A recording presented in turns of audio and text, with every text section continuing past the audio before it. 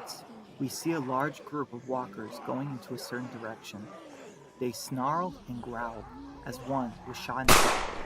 Several of them were chopped off. "Come on, keep moving!" someone said. "Bud, come on!" Manny said. "Ah!" he said, as Obadiah grabbed the walker by the head, using both of his hands to crush it as blood sprayed everywhere. He then punched another one in the head and again killing him. Obadiah was covered in blood as Manny sliced another walker's head.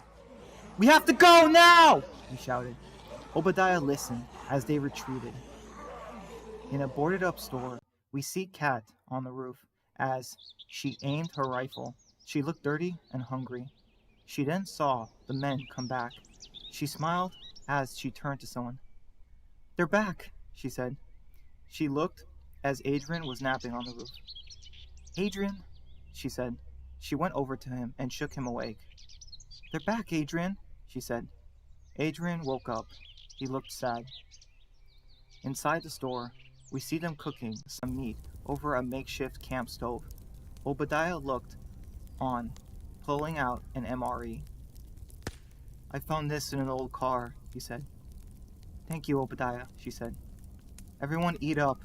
We should leave in the morning," Manny said. "To where?" Kat asked. "I don't know. Greensville is too far away, and the Dawson farm has probably been taken over by now," he said. "And the city," he said. Kat looked over Adrian. "Adrian, you haven't eaten your food," she said. "I'm not hungry," he said. "You haven't eaten in 2 days, same as the rest of us," Manny said. "You've got to eat," Obadiah told him. "We're going to need our strength if we ever run into more Patriots.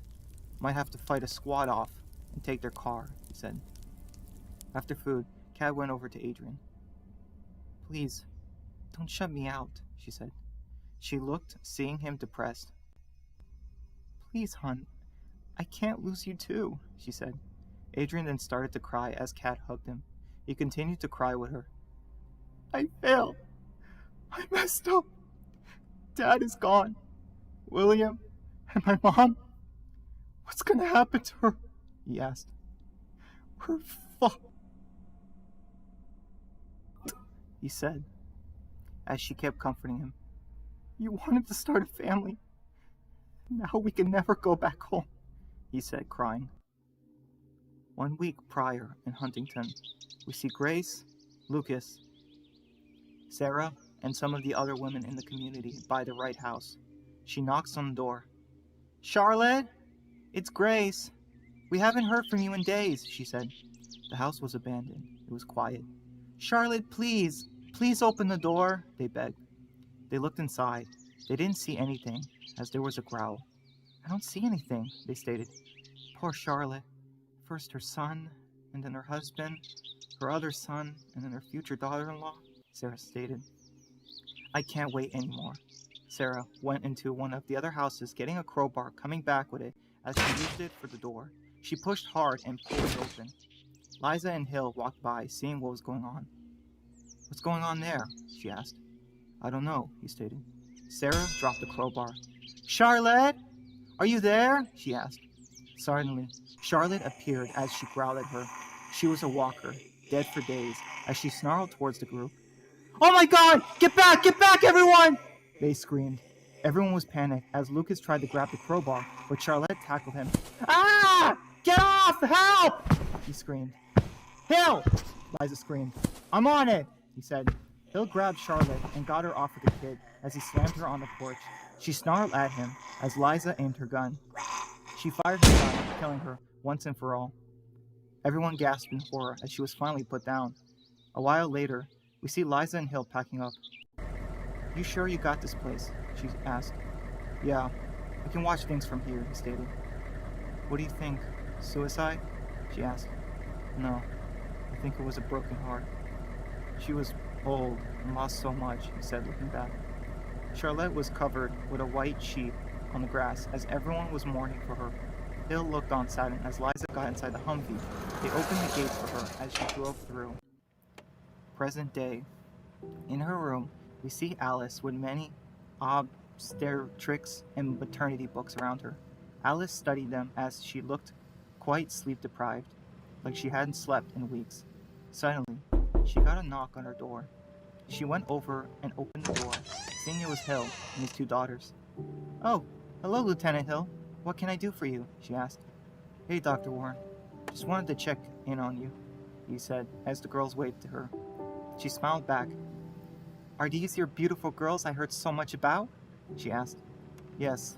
This is my eldest, Susie, and her sister, Julia," he said, smiling as Alice greeted the young girls. Days prior in the woods, we see Caden, Liza, and the other Patriots looking around. The commander approached him. "General, with all due respect, we've been looking for them for over a week," she said. "And we're close. I can feel it," he said. "We found their car 3 days ago. We just need to keep at it," he said. In a different part of the woods, Tyler was carrying Rachel as she sat down next to Dr. Roberts. Rachel took deep breaths.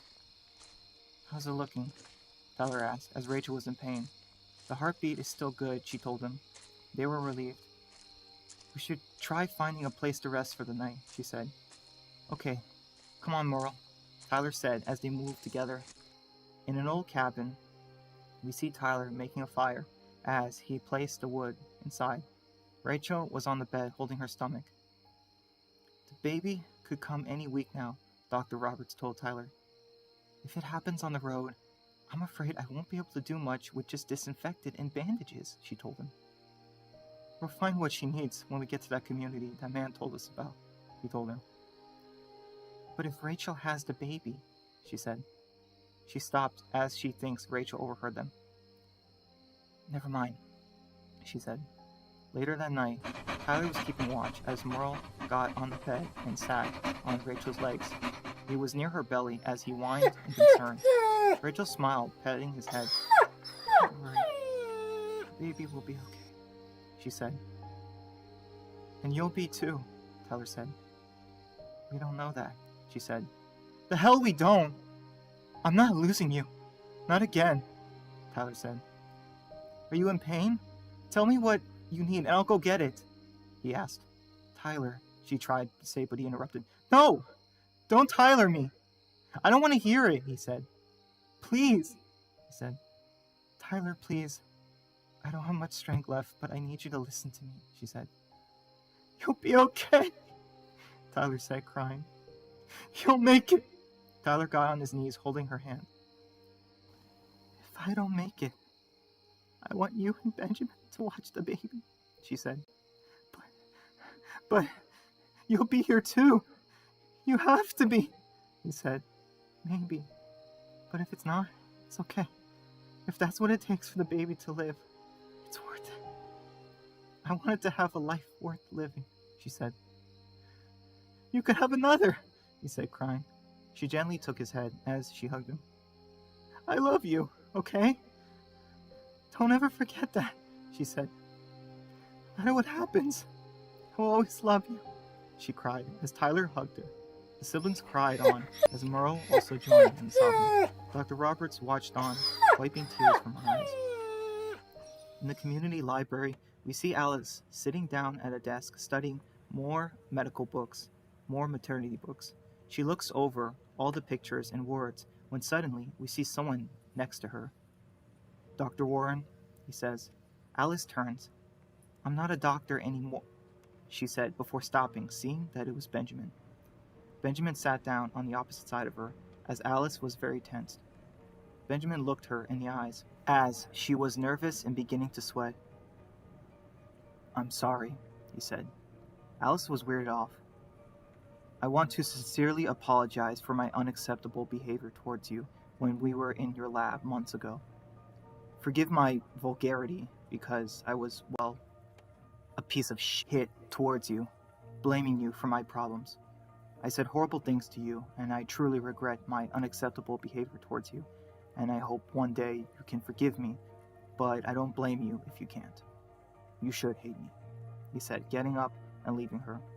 Alice stood there very surprised at what just happened. Back in the flashback, Rachel was sleeping with Merle on top of her as his ear twitched. He opened his eyes, waking up. He looked at the door and listened. In the woods, we see Patriots coming. Caden and many others in tactical camouflage. They had dogs with them that were sniffing the ground. Merle got up and started barking. He startled Rachel. As Rachel panicked, she fell off of the bed, but she tripped, hitting her knee on the ground. Ah! She screamed. Tyler jumped forward with his flashlight. Rachel, are you okay? He asked. Yeah, I landed on my knee, she said after nearly falling on her stomach. Dr. Roberts came in. What's going on? She asked. Merle continued to bark as he howled by the door. The Patriots stood outside of the house. Caden and them got ready. Other Patriots were going around the house. They had night vision goggles on them as Caden kicked the door. They broke the door down, seeing that there was no one inside. Fuck! Caden shouted, as in the woods we see Rachel, Tyler, and Merle running, as Tyler was clearing a path for them, as he pushed the dead away from the women. Rachel and Dr. Roberts ran as fast as they could, as Caden and the others followed suit. Send the dogs, he said. I thought we were capturing them alive. The dogs can kill them, Liza stated. I know, he said. The Patriots let them loose, as the dogs chased after them. Everyone was running as Rachel and Dr. Roberts looked on. They're coming! She shouted. Rachel struggled to keep up as the dogs were getting closer. She had her machete as Tyler panicked, running back. Hurry! Run that way! Tyler aimed his handgun and fired, killing 2 dogs. They dropped dead as another one went off. Finally, one tackled him, hitting him on the ground as he dropped his gun. Merle came swiftly and got the dog off of him as he bit into his throat. Tyler got up as Merle sank his teeth into the dog, killing it. Tyler looked to see the Patriots still coming for them, as walkers were everywhere now. He had to find Rachel. Rachel! He shouted. Her and Dr. Roberts were gone, nowhere to be seen, as it was pitch black and the sound of walkers echoed around. That was Rachel and Dr. Roberts. The woman was moving through the woods as Rachel dropped to her knees. Here, let me take a look at you, she said. No, there's no time. I can keep going. It's not safe, she said. You're bleeding, she said. Rachel was exhausted as she rested against a tree. Dr. Roberts used a water bottle and rag and placed it on her head to cool her down. Did you see Tyler? She asked. Shh, quiet. She listened to the heartbeat. It's okay, thank God. Here, drink some, she said as Rachel drank some water. Rachel was very dizzy after all the running. The sky and forest around her were spinning all around her as she was in a complete daze. You need to rest. You look like you're about to pass out any moment, she said. Rachel tried to regain her breathing, but a twig snapped. Suddenly, they looked, seeing a soldier not far from them. Well, well, he said, aiming his gun at them. In a dark building, we see screaming as Sean was face first, shouting from his cell. Let me out! Let me out of here! He kept shaking it. Fucking let me out! He shouted. The soldiers in the dark were talking. He's making too much noise. Take care of him before the general hears it, they stated. Sean kept shaking as he was freaking out. I want to get out! Let me out, you fuckers! He shouted berserk. Suddenly, he saw 2 figures coming from the hallway. He looked at the soldiers. What the fuck? Who are you guys? They emerged from the shadows as Sean noticed they were covered head to toe in white armor. Get away from me! He shouted as he opened his cell door, as one was holding a syringe in his hand. Get the fuck away from me! He shouted. He jumped around, but they grabbed hold of him, as Sean turned around and tried to break free. Let me go! He shouted, trying to make it past the cell door. Jesus, hold him! The soldier said. I'm trying! He's like an animal! He said, as Sean got free, but suddenly the soldier tackled him to the ground, as Sean was crushed by his weight. He tried to get up when the shot went into his body. Sean was scared. No, let me, he said as he was losing consciousness. Sean blacks out as he drifts to sleep. Hours later, we see Sean sleeping. A light shined above him. He was sitting in a chair with his hands to the back. He was waking up slowly as he was rolling his head. He murmured as someone was sitting next to him. Sean looked as he was seeing the man in front of him on the other side of the table. The man was wearing gloves as he bit his fingers, removing the glove with his teeth. He then set it on the table next to a small journal and took a pen. Hello, son. Allow me to introduce myself. My name is Lance Hornsby. I am the head auditor of the Commonwealth. Sean didn't say anything. It is my job to interview all immigrants our soldiers come across in the wastelands, he said. Congratulations. So you guys are another fucking group that take people and enslave them, he said. Enslave them?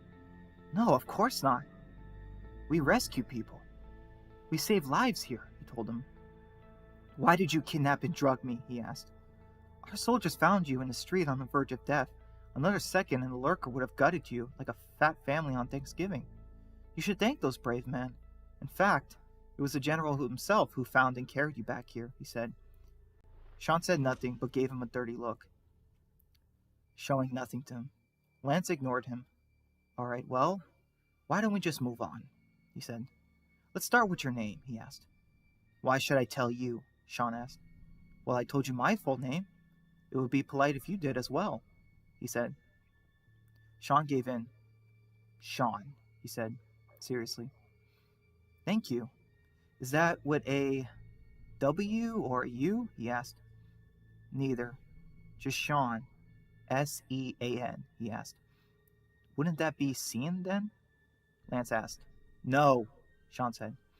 Okay then, Sean, he wrote down. What is the geographical area you were traveling from? He asked. Sean laughed. Here we go. Again and again and again. I get captured by a group. They ask where we're from, how many people we have, and then they hurt us. Well, Mr. Hornsby, fuck you. I'm not doing this anymore, Sean said, crying and angry. You think we want to hurt your people? He asked him. Yes!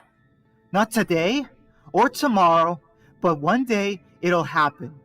Why? Lance asked. Because the more people in the world, the more dangerous they are. Things would just be so much better if we were all gone.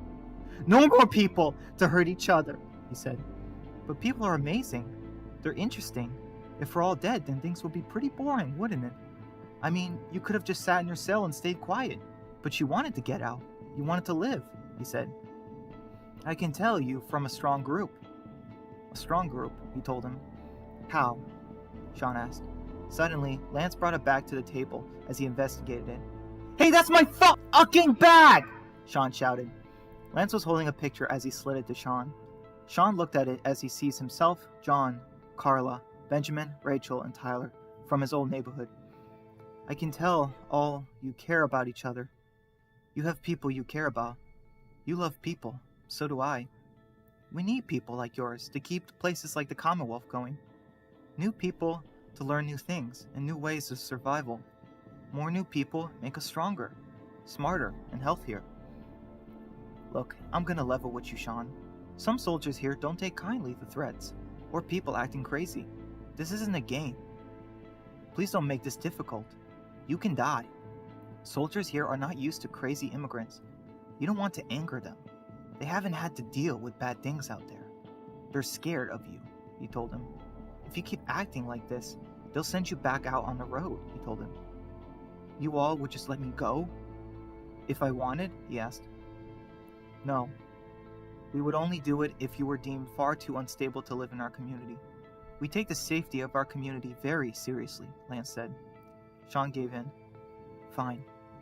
What do you want to know? He asked. What is your full name? He asked.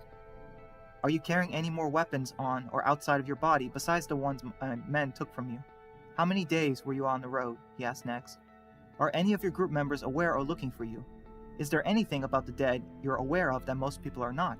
Did the group you come from have an unorthodox methods and ways of life after the outbreak? He asked, one after another, for hours and hours. Several days prior, the soldier aims his gun at the women. No sudden move now, ladies, he threatened. Dr. Roberts and Rachel raised their hands. Please, don't do this, she begged. Shut up, he said as he got on the radio. Sir, I found them, he said. Excellent. Where are you? he asked. "I'm not quite sure," he said. "It's so dark," he told him. "Use your flare," he said. The soldier put down his walkie and lit his emergency flare. It burned smoke as Rachel and the doctor looked on.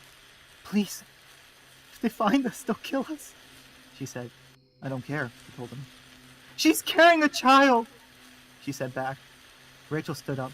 "Please, if Miles wants to punish me, I'll take it. But not my baby, too. If there's one thing in this world I can spare pain to because of my mistakes. Please, I don't want to lose my baby," she begged. The man looked on unsure. "I'm sorry," he said. More soldiers came behind him. "Good work. The general will be here any minute," they stated. There were 4 of them now, as Rachel was terrified. "Get back on the ground now," they ordered, as Rachel listened. In the woods, a figure moved as we see Tyler and Merle moving. The flare continued to go off when Rachel saw him and stood up. "Please, can I speak with the general?" she asked. "No! Are you trying to get yourself killed?" Suddenly, the bullet passed as the soldier was shot in the head. "Fuck!" the soldier said. "Behind us!"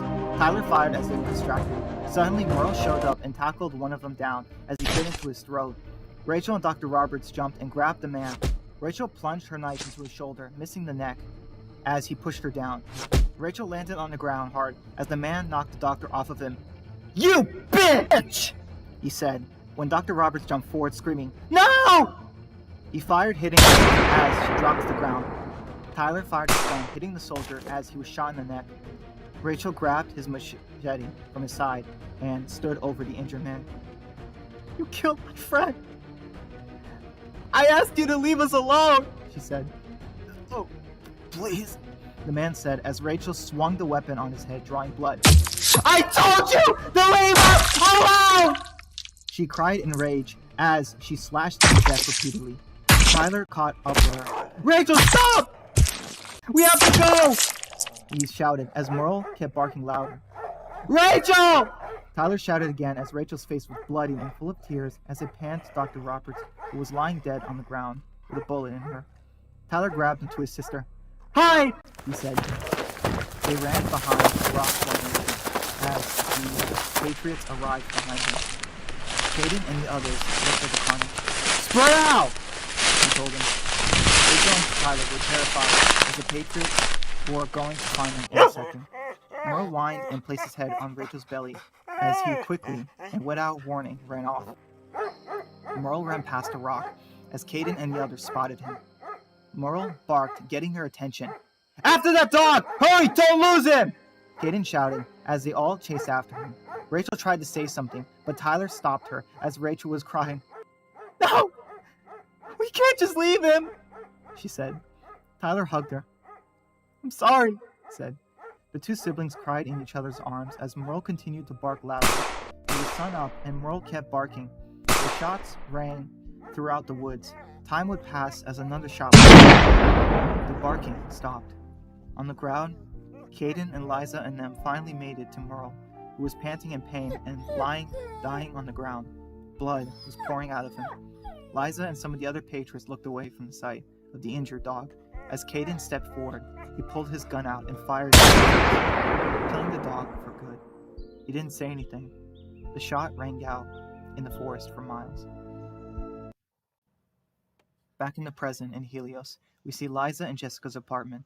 They were opening up boxes and making food. The boys were setting up the table as Jessica was boiling pasta. Liza handed her some wine. After dinner, the boys went to play in another room as Liza and Jessica were holding wine glasses. "Thank you for tonight," she said. "I really appreciate it," Liza told him. "You're welcome," Jessica said. She noticed she was sad. "I'm so sorry for what happened to Chris. I can't excuse Caden's actions," she told her.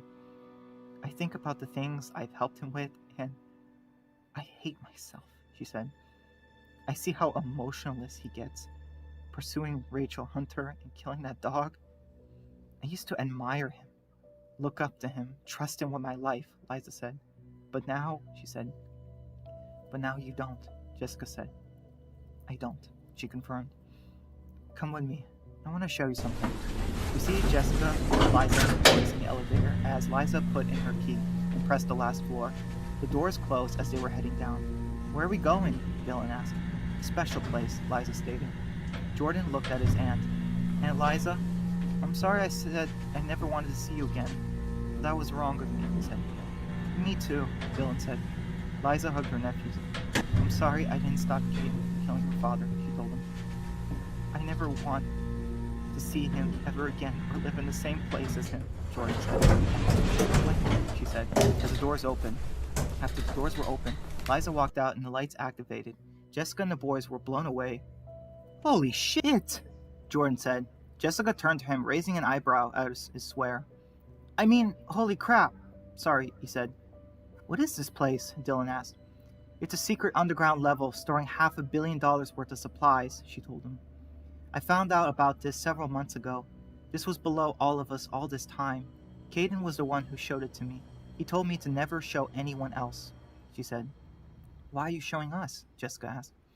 "Because Caden kept this a secret from me for a while too, and I decided I was done keeping his secrets from my family," she told him. "Would you boys mind giving me and your mother a minute?" she asked. "No, not at all." "Come on, bro, let's go check out this stuff," he said. "All right," Dylan said excitedly. Jessica and Liza watched the boys leave as she smiled. They watched the boys run and explore the area. "This place is huge," Jessica stated. "It is. Caden doesn't want everyone knowing about it. The communities could be stabilized with all these supplies, though," she told him. "Why am I not surprised that piece of shit wants everyone to suffer? To be under his boots and beg him for help. This is why everyone follows him," she said. "I think so too," Liza told her sister. "Listen, sis, it's not just this," she told her. "What do you mean?" she asked. "I think I want to send you and the boys back to Huntington. Or Greenville. Somewhere far away from Caden. But a place where I can still help you," she said. "But Caden will just come for us there," she said. "No, he won't. I won't let him," she told her. The boys started opening boxes, finding preserved candy and other supplies. "I love you three so much. But if I send you, Liza, please, the only chance of a future I have free from him is a place where he can never find us. Just leave with us," she asked. Liza looked on saddened. "I'm sorry. I don't think I can do that," she told her. Jessica was upset, crying. "It's the best I can do," she told her. "No, the best you can do is to kill that monster," she said, told her, walking away. Liza looked on upset, very unsure of what to do. Elsewhere, we see Caden talking with Trevor in a secluded room. "I don't know what to do about Jessica and the boys. Ever since I killed Chris, they kept making things more and more difficult. Not just for me, for Liza too. She spends so much of her time with them, trying to reconnect and heal as a family, but it's just not working. And if that wasn't fucking bad enough, how long before they fucking try to escape this place again?" he asked. "I'm not sure, sir," he said. "Liza isn't at 100% for weeks. Those CRM soldiers haven't said a damn thing. Every time I try to get them to talk, Liza tells me I'm being too fucking brutal with them. Apparently, breaking fingers is too inhumane for her now. Fucking unbelievable. Why should we show mercy to any of them after what they did?" he said. "We shouldn't, sir. But if you want, maybe I could," he said before he interrupted. "No fucking way, Trevor. Not again. You and prisoners don't work, seeing as how you always use up yours. These CRM soldiers, the 5 of them, are the closest we've ever gotten, but no matter how many times we try drowning them or breaking them, they don't budge, and Liza continues to undermine me. She undermined me at the farm, making us look weak." "Now that's a problem," Trevor said. "Think about this, sir. Ever since we took Huntington, things have been getting worse. I mean, Dr. Evans and the others betrayed us. The city rose against us. We lost 25 soldiers from it. We lost the dam and had to retake it. The amount of soldiers we've lost to the dead, CRM, rebels, are astronomical," Trevor said. "Even though we're at the strongest we've ever been, we're also at our most vulnerable. You can't fail us, sir. You can't stop seeing the enemy, being ready, because for all we know, there could be CRM spies within our walls, or more traitors within our ranks." "Keep your friends close and your enemies closer," Caden said. "Friend is just an enemy who hasn't backstabbed you yet," he said. "Jessica and the boys are a lost cause. After you kill Chris, there's no hope. for you getting them back in the fold, he said. Well, what the fuck should I do with them? They keep trying to escape, and when they're not, they're wasting resources. They're stealing Liza away from me. I wish they would just go away, he said. Maybe they can, Trevor said. What do you mean, he asked. What if they escaped again, Trevor said. What? Caden asked. Think about it, General. What if they weren't a problem anymore? They escaped once, and then they tried to again weeks ago. What if they were no more of a problem for you? For anyone, he asked. That would never work, Caden said. Liza would never stop looking for them, like last time. She was depressed for weeks, he said. You're right, but then she got over it. Think about it, sir. Remember how savage she was? How efficient she was when we took on Hunter and his people for the first time? Liza was stronger than she ever was. She got over her family and did her job, Trevor said as Caden continued to think at his words. Back with Sean, he was sitting in the cell when a large man stood in front of the bars with a tray of food.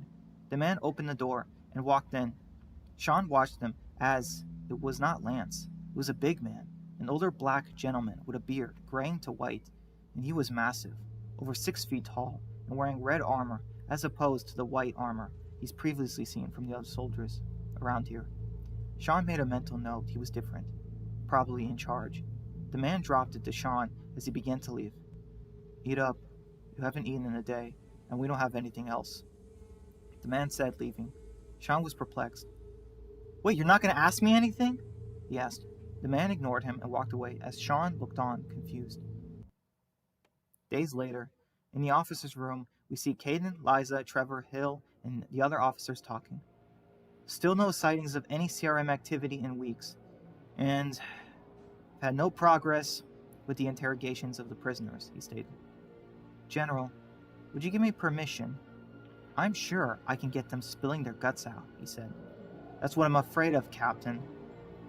I don't need them bleeding on my floor. I want them talking, he told Trevor, shutting him down. General, can I propose an idea? Liza asked. Of course, Commander, he said. We should try a different tactic, she said. What do you suggest? Caden asked. We stop beating them and treat them fairly. Show them respect. Show them we're a good community of good people, she told him. No offense, Commander, but that will never work.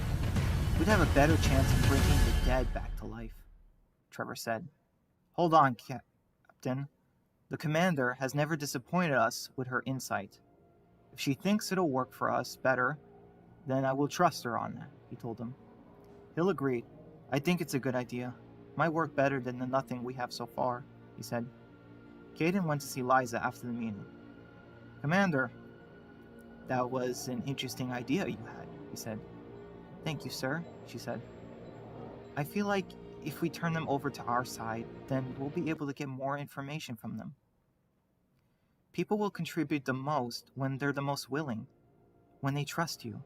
If we can turn some of them to our side, we'd finally get some progress into winning this war, she told him. I trust you completely, Commander, he said, touching her shoulder. Why don't you go see they're fed for me? He asked. Yes, sir, she said, leaving. As she left, Caden looked at Trevor. Did you do it? Trevor asked. I did, he said. 30 seconds earlier, we see as when Caden touches her, he places a small black device in her coat pocket. Anything else? Trevor asked. Bug the cells, too, he told him. You got it. Trevor smiled. Oh, and Captain, not a word about this to anyone, he ordered, as Trevor smiled, walking off. In his room, Benjamin was training, doing push-ups as his face was red. Suddenly he heard a knock on his door. He stopped exercising as he got up. He walked to the door, putting a shirt on, and opened it as he looked to see Alice. Hello, Lieutenant, she said. Dr. Warren? He said, surprised. Are you busy? I was wondering if you were free to talk, she asked. We see them outside at nighttime, talking privately. He brought them some hot drinks. He gave her a plastic cup, steaming hot. Do you like tea? He asked. Yes, thank you, she said. She took a sniff and looked at his. Wait, is that? She asked. It's coffee, Benjamin said, drinking his plastic cup. Drinking coffee? At this hour? She asked. I wasn't going to sleep anyways, he told her. She stopped sipping her tea. You don't sleep, do you? She asked. Haven't slept in a week. If I go any longer, I'll lose coordination, and how is that possible? She asked.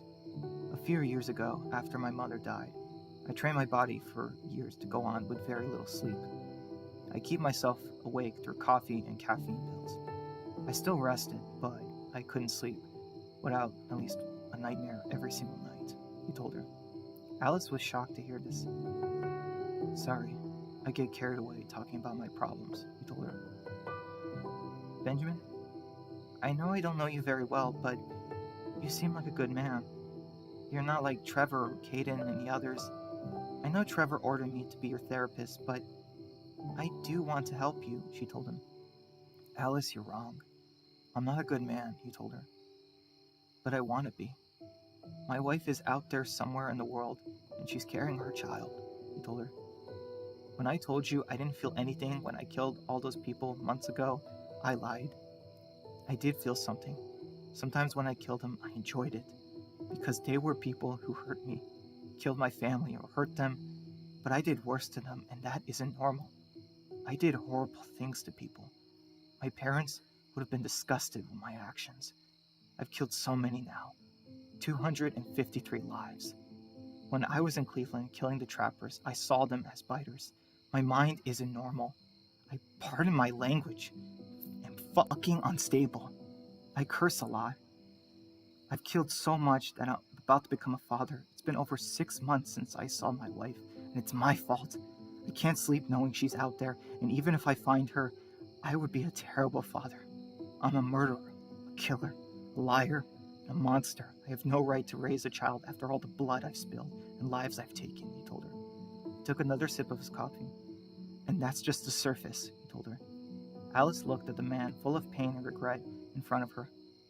I don't know if I can help you, Benjamin, she said. I wouldn't expect you to. I'm a horrible mess. I wasn't expecting a miracle, he said. But, she said, but I want to try, she told him, surprising Benjamin. In the cell, we see Liza bring the prisoners food as they looked on. Sorry for the rough interrogations. There's some pills on the tray, too, for the pain, she told the soldier. Is that supposed to do something? The CRM soldier asked. No, I suppose it wouldn't.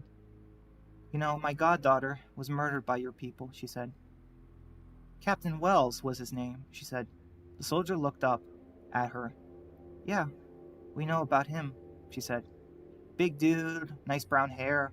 Looks like he could kill you with a single look. Make you shit your pants, she added.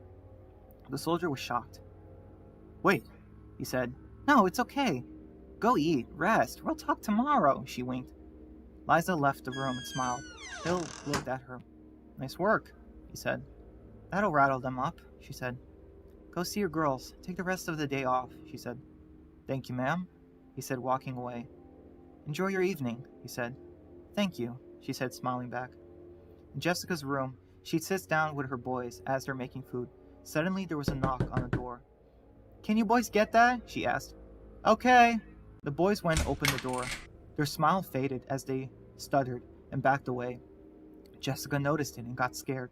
They looked, seeing Caden himself at the door, looking back at them. We see them in the living room as Caden sat down. Awkward silence. The boys looked at Caden furiously. Guards were blocking them. Jessica looked on tense. Can we speak in private? He asked. Fuck no! Jordan shouted. Get the fuck out of our home, you murderer! Dylan shouted. Boys, please! Jessica stopped him. No, it's okay. I earned that. I deserve it, he said. Boys, please, she said. The boys slowly hugged their mother. I love you, Mom, they said. I love you too, she said back. They walked away from her, giving Caden stink eyes. Thank you, he said. I don't need your thanks. What are you doing here? She asked. Right to the point. I like that. I'm coming to you with an offer, he said. I have no interest in your damn offers. Not after what you did to my family, she said. You didn't even hear what it is, he said. I think you'll like it, he said. What's your offer? She asked tensely as Caden smiled. It's nighttime, and we see Liza knocking on the door as we see Jessica show up. "Hey, sorry I'm late. Market had a long line and ran out of lettuce," she said. She looked up, looking. Jessica was shocked. "What? What's wrong?" she asked. "Caden came here," she said. They were sitting down. "Caden said he'd give me a truck full of supplies and let me and the boys go for good. If I didn't tell you," she revealed. Liza was pissed. "That son of a bitch," she said. "I told him that I would think about it," she said. "Please, don't tell him. He'll know I told you," she begged. No, I won't, but God, what now?" she asked. "Maybe I should do it," she said. "No! He wants you out of my life," she begged. "I know, Liza, but I can't do this anymore. It's too painful. I was so scared when he came inside with his men. I was so scared for the boys. I don't want to live like this anymore. In any community that Caden has control over," she begged. "But," Liza was interrupted. "No, I told you. I want to be free. I'd rather be dead than keep living like this," she said. "Don't ever say that," Liza shouted. "Why? Because you'll miss us? Is your happiness more important than ours?" she begged. "But I thought we were getting better," Liza said, hurt. "I was faking it. I was trying to be strong for the boys," she said. "I can't do this anymore. I'm dying," she said, crying. "I want out. I want the boys to be free, to be safe from him," she said. "Please, Liza," she said. "I'm sorry. I don't think I'm strong enough to do that. But I will fix this," Liza said. The boys were in the bedroom, hugging as they kept quiet. "Here." Liza pulled her gun and gave it to her. "Maybe it'll help," she said. Jessica looked at it. "I love you, Jessica. I love the boys. Please, just keep waiting. I'll figure something out," she said, gently touching her hand. "I promise," she said. The sisters hugged as Liza left her coat as she walked out the door. "Good night," she said, as she slowly closes the door. Jessica looked at the gun as she wiped the tears from her eyes. In Helios, we see Benjamin in his private room as he was cleaning his equipment. He oiled his guns and put them down and took a deep breath. Ben was next to him. Ben planted his back against a wall. "What are you doing, trusting her? She won't help us. You should be helping those CRM soldiers escape with that helicopter so they can come back and kill every fucker here." Benjamin thinks about it. "Come on, break them out, and they'll come with their fucking army, wherever they're from, and kill everyone, and then you can escape, and then we can make it back to Rachel," he said. "I don't know. So many people would die," Benjamin said. "What the fucking fuck do we care? You don't know them, and you've always... No, that's why you have me," he yelled. "Remember everyone they killed. Ken and the patrolmen. Everyone from the dam. Miranda, Adrian, Kat, Patrick, Obadiah, Manny, William, Peter, Carla," he said. "I will never forget them," he said, angered. "But they didn't die, so everyone here could be murdered," Benjamin said. "Why the fuck not? These aren't our people. They're the enemy. Fucking remember. They're not family. They lived with Caden, Trevor, and Liza all these years and deserve to die. They might not have been the ones who murdered our friends, but they are a part of the group. Don't forget that they separated you from Rachel for almost 7 months. This is on them. When we bring hell to this place, they have brought it on themselves," he said. "All these people being dead will keep Rachel and the baby safe. Everyone we still have left will be safe," he said. "This place has kids too. Innocent people. They don't deserve to die," he said. "Why the fuck does it matter?" Ben asked. "You didn't care about that when we killed those soldiers after Mom died. All the ragers we poisoned, or all the takers we killed, all the trappers you killed, thinking they were walkers, or the CRM soldiers just doing their jobs. You never hesitated with killing before.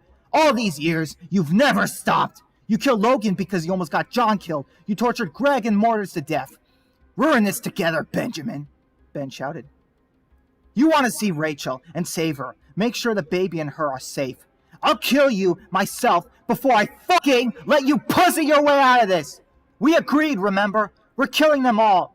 Brent and Alan were just a means to an end. They served their purpose, and now we finished this. It's been fucking months, and you still haven't killed either Caden, Trevor, or Liza, he told Benjamin, disappointing him. I thought you cared about our family, but it's clear to me you're scared, he said. Of course I'm afraid, Benjamin said. Ever since I met Rachel, a part of me became stronger, but vulnerable too. I was afraid when I met her. Not only of losing her, but I was also afraid of her losing me. I never wanted to leave her. I never wanted to hurt her. But no matter what I did, I kept leaving her. I never deserved her. But I don't want to leave only a river of blood after I'm gone from this world, Benjamin said. You're right. All I did was kill, and kill, no matter the cost. But it costed me my sanity for so long. I've lost so much life, so much sleep, all the nightmares and hurt I put on people, even the ones I love. How many years did I take away from my life to become stronger, he asked. We did it to save them, Ben said. I did, and it was worth it. But it's not about that anymore. It's about the future. What happens to Rachel, Sean, to the baby? Does my baby really deserve to have a mass killer for a father? He asked. Rachel still loved me even after knowing the truth about me. But our child deserves more from me, from us, a real world. Rachel and I grew up in the world before, but our child has nothing from the old world. I don't want to bring my trauma to our child, to our home. The baby doesn't deserve that. I don't deserve to be a father. If this war kills me, so be it. But I don't want our child to suffer from my horrible actions, he said. Horrible actions, Ben said. Everything we did was justice. We brought extinction to the monsters in this evil world. This world made people cruel, so we showed them that we were more cruel, he said. You're not giving up on me, are you? He asked. Benjamin stood silent. Hey, fucking look at me! Answer me now! He shouted as Benjamin tried his best to ignore him. Elsewhere at the bar, Liza and Trevor were sitting and talking as they had drinks with one another. Trevor sipped his. Thanks. Fine booze, he said. Take it easy, she told him. How are Jessica and the boys doing, he asked. They're doing better, she lied. It won't be long before I send them back to Huntington, she said. Are you sure about this, he asked. Keeping this away from the general, he asked. I'll tell him just before, she said. I guess he'll understand, he told her. You're making the right choice. This place can be depressing at times, he said. Yeah, that's why I decided to do this. Jessica and the boys will be happy back in their home, and I'll visit them in the city. This place won't fit any more people. We need to expand. Another state away from them will be tough, but it's better than seeing them sad all the time, she said. Another thing I decided, we should remove Hunter from his suspension. I think he suffered enough, she stated. Still nothing on his wife? He asked. No, I'm kind of worried. A pregnant girl out there in this world? I doubt she's still alive, honestly, she said. You sound upset by that, he said. I am, she said. This is why we started the community. Even if she's a rebel, she's still carrying a baby. We can't, she said, when loud gunshots erupted. What the hell? Liza sounded alarmed. Trevor turned on his radio. Attention all teams, this is Captain Dallas. Shots fired on the penthouse floor. All available units, please respond, he ordered. Liza didn't think. She ran as fast as she could. Liza was sprinting and hyperventilating. She made it to the floor and saw a couple of soldiers by the door to Jessica's room. One soldier covered his mouth by his hand. Move! Move! Get out of the way! Liza shouted in fear. She then shoved her way past the soldiers as she finally got to the door opening. She then looked at the blood. Blood was on the carpet as she slowly entered the room. Liza was looking on terrified as she looked, seeing a bloody hand hanging. She looked, seeing a gun on the floor right next to the hand. She looked, seeing that the body of her sister with a bullet wound to her head. Tears filled her eyes as she looked at the horror, seeing more blood. The boys laid on the couch next to their mother, blood also pouring down their heads.